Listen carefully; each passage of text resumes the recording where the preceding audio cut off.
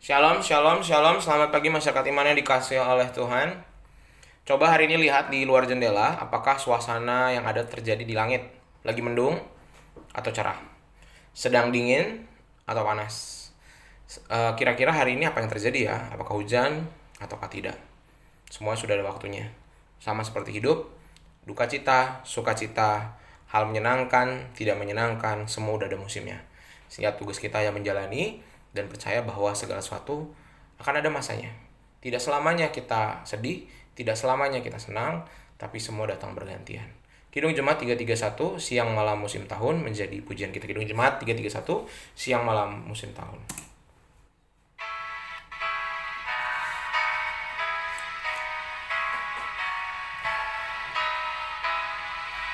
Siang malam musim tahun, gilir ganti malenya. Bayang-bayang yang berlalu, tiada satu yang tetap. Hidup kita menjalani jangka waktu dunia tak terulang yang terjadi, tinggal tanggung jawabnya.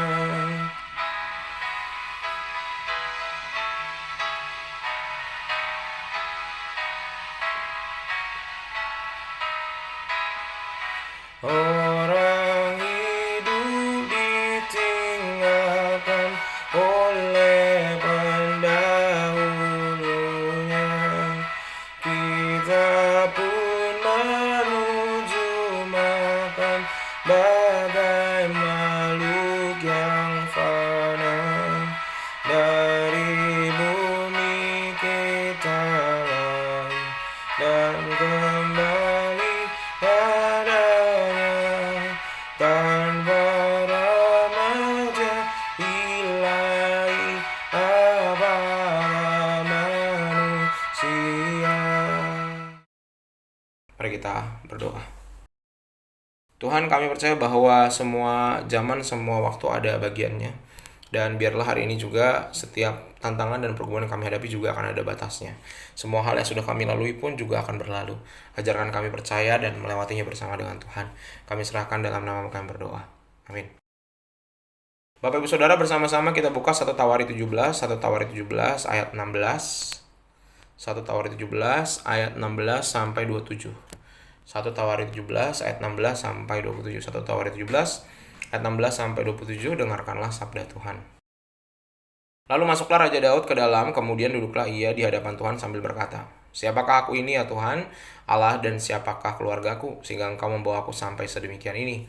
Dan hal ini masih kurang di matamu ya Allah, sebab itu Engkau telah berfirman juga kepada keluarga hamba-Mu ini dalam masa yang masih jauh, dan telah memperlihatkan kepadaku serentetan manusia yang akan datang ya Tuhan Allah. Apakah lagi yang dapat ditambahkan Daud kepadamu dalam hal Engkau memuliakan hamba-Mu ini? Bukankah Engkau yang mengenal hamba-Mu ini ya Tuhan? Oleh karena hamba-Mu ini dan menurut hati-Mu Engkau telah melakukan segala perkara yang besar ini dengan memberitahukan segala perkara yang besar itu. Ya Tuhan, tidak ada yang sama seperti Engkau dan tidak ada Allah lain Engkau menurut segala yang kami tangkap dengan telinga kami. Dan bangsa manakah di bumi seperti umat-Mu Israel, yang Allahnya pergi membebaskan menjadi umat-Nya untuk mendapat nama bagi-Mu dengan perbuatan-perbuatan yang besar dan dahsyat, dan dengan menghalau bangsa-bangsa dari depan umat-Mu yang telah Kau bebaskan dari Mesir. Engkau telah membuat umat-Mu Israel menjadi umat-Mu untuk selama-lamanya, dan Engkau ya Tuhan menjadi Allah mereka. Dan sekarang ya Tuhan, diteguhkanlah untuk selama-lamanya janji yang Kau ucapkan mengenai hamba-Mu ini dan mengenai keluarganya, dan lakukanlah seperti yang Kau janjikan itu. Maka nama-Mu akan menjadi teguh dan besar untuk selama-lamanya, sehingga orang berkata, Tuhan semesta alam, Allah Israel adalah Allah bagi orang Israel. Maka keluarga hamba-Mu Daud akan tetap kokoh di hadapan-Mu, sebab Engkau ya Allahku telah menyatakan kepada hamba-Mu ini bahwa Engkau akan membangun keturunan baginya. Itulah sebabnya hamba-Mu ini telah memberanikan diri untuk memanjatkan doa ke hadapan-Mu. Oleh sebab itu ya Tuhan, Engkaulah Allah dan telah menjanjikan perkara yang baik ini kepada hamba-Mu. Kiranya Engkau sekarang berkenan memberkati keluarga hamba-Mu ini, supaya tetap ada di hadapan-Mu untuk selama-lamanya. Sebab apa yang Engkau berkati ya Tuhan, diberkati untuk selama-lamanya.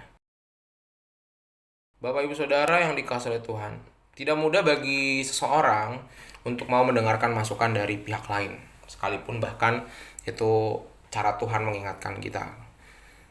Dan menerima kritikan itu menjadi bagian yang rasanya nggak mudah gitu ya. Karena kritik itu kan selalu bicara soal ada yang harus kita ubah dengan apa yang sudah kita kerjakan, apa yang kita sudah lakukan. Dan itu butuh kerendahan hati dan kesabaran untuk berproses. Tetapi lain halnya dengan Daud, kebesaran dan kekuasaan tidak membuat dia tertutup dengan nasihat. Beda sama Saul dan juga Salomo. Dia terbuka pada peringatan dan nasihat dari Tuhan maupun dari nabi-nabi yang disuruh Tuhan untuk menyampaikan kepada Daud. Nah, setelah juru bicara Allah yakni Nabi Nathan menyampaikan bahwa rencana Daud diterima, dalam arti ditempatkan dalam rencana Allah dan dalam prinsip yang benar, maka Daud meresponi dengan memanjatkan doa syukur. Pertama, dia hanyut dalam kesadaran bahwa di dalam diri Allah dan melalui kerendahan dirinya di hadapan Allah, dia berkata, siapakah aku dan siapakah keluarga aku ya Tuhan. Itulah respon yang lahir dari hati orang-orang yang berhadapan dengan kemuliaan Tuhan, yang mau belajar rendah hati di hadapan Tuhan bahwa semua pencapaian itu bukan milik kita. Kedua, arus pujian dan penyembahan mengalir dari hati Daud kepada Allah. Daud menunjukkan kebesaran Allah dan sesungguhnya nggak terlukiskan, tapi Allah sudi menyatakan karyanya melalui Daud yang penuh dengan kelemahan ini. Bahkan Allah berjanji setia mengungkapkan perkara besar darinya dalam hidup dan keturunan Daud. Dan dari berbicarakan rencana hati sendiri untuk Allah yang semula sedemikian mulia, kini Daud berganti bicara tentang kebesaran Tuhan, tentang bukan apa yang diupayakan bagi Tuhan, tetapi tentang Tuhan itu sendiri. Sehingga pengalaman Daud ini mengajarkan kita betapa besarnya dan mendasarnya bagaimana kita melayani Tuhan. Sebenarnya nggak ada sumbang siapapun sih yang bisa kita kasih sama Tuhan. Apapun sehebat-hebatnya kita pelayanan, sebanyak-banyaknya dampak kita bagi hidup gereja, kita tuh tetap nggak ada apa-apanya. Tapi sebaliknya, karena kebesaran Tuhanlah kita diikut sertakan. Sekali lagi, diikut sertakan, diajak sama Tuhan, diberikan kemampuan sama Tuhan, sehingga kita bisa berkarya dalam hidup pelayanan, dalam keluarga, di dalam pekerjaan. Karena itu, semua hal yang kita lakukan dalam hidup ini sebagai orang Kristen harus berawal dari gerakan Allah. Sekali lagi, harus berawal dari gerakan Allah, berjalan dalam cara-cara Allah, dan sesuai dengan firman Allah.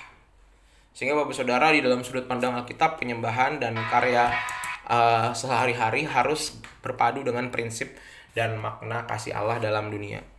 Dan semua pekerjaan itu harus dilakukan serasi dengan kehendak Allah. Dan itu hanya dapat terjadi apabila kalau kita selalu mengawali hari, menutup hari, selalu dalam sepanjang hari mengarahkan hati kepada Tuhan.